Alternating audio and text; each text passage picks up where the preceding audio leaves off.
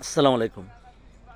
প্রিয় দর্শক, আমাদের এই মাতৃভূমি, জন্মভূমি বাংলাদেশ পৃথিবীর অন্যতম একটি সুজলা সুফলা দেশ।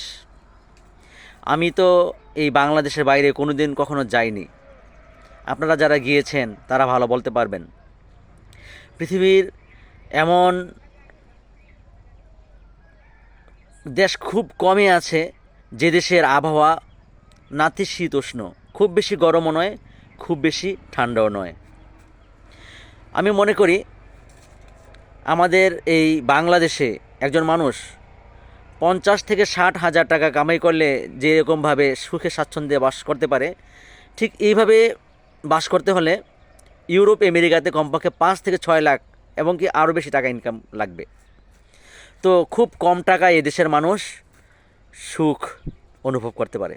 আল্লামা সাঈদী তার এক ওয়াজে বলে গিয়েছিলেন, এদেশের মানুষ এক চিমটি নুন, একটি একটা পেঁয়াজ আর এক শানকি পান্তা ভাত খেয়ে বলে শুকর আলহামদুলিল্লাহ।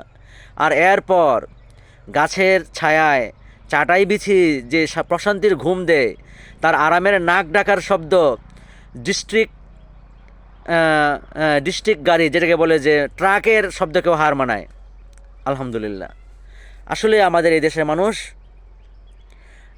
আমরা অল্পে শান্তিতে থাকতে পারি। শুধু আমাদের এই দেশ থেকে মানুষ কেন জীবনের ঝুঁকি নিয়ে মাছ ধরা ট্রলারে করে সাগর পাড়ি দিয়ে ইউরোপ আমেরিকায় ছুটে যায়? কারণ এই দেশে জীবনের নিরাপত্তা নেই, আইনের শাসন নেই। একজন মানুষ সুস্থ দেহে ঘর থেকে বেরিয়ে যাবে, আবার যে তার প্রাণ নিয়ে নিজের ঘরে ফিরে আসতে পারবে, এই গ্যারান্টি গত 17 বছর ছিল না, এখনও নেই বললেই চলে।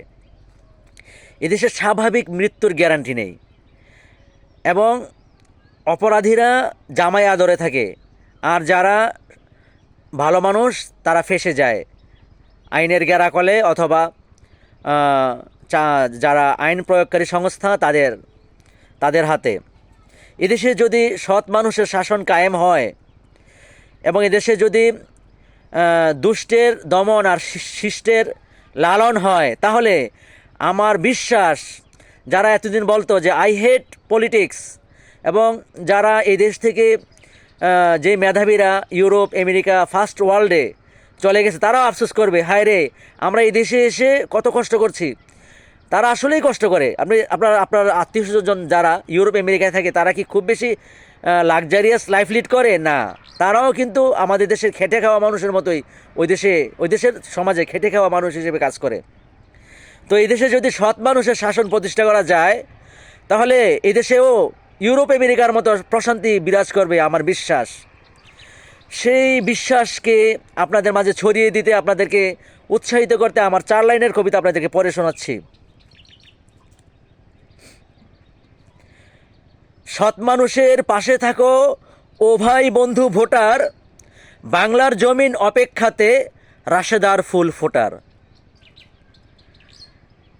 আমরা আফগানিস্তান নয়, পাকিস্তান নয় এবং অন্য কোনো দেশ নয়, আমাদের আদর্শ হচ্ছে মুহাম্মদুর রাসূলুল্লাহ সাল্লাল্লাহু আলাইহি সাল্লামের প্রতিষ্ঠিত মদিনা রাষ্ট্রের সেই খিলাফত, যার উত্তম নমুনা হচ্ছেন খোলাফায়ে রাশেদা। আমরা খোলাফায়ে রাশেদার আদর্শে অনুপ্রাণিত শাসকদের শাসনের খিদমতে সিক্ত হয়ে একটি স্বপ্নের বাংলাদেশ বিনির্মাণের আল্লাহ সুবহানাহু ওয়া তাআলা আমাদেরকে তৌফিক দান করুন। আমাদের এই বাংলাদেশকে স্বাধীনতার প্রকৃত স্বাদ আস্বাদনের তৌফিক দান করুন। আমিন।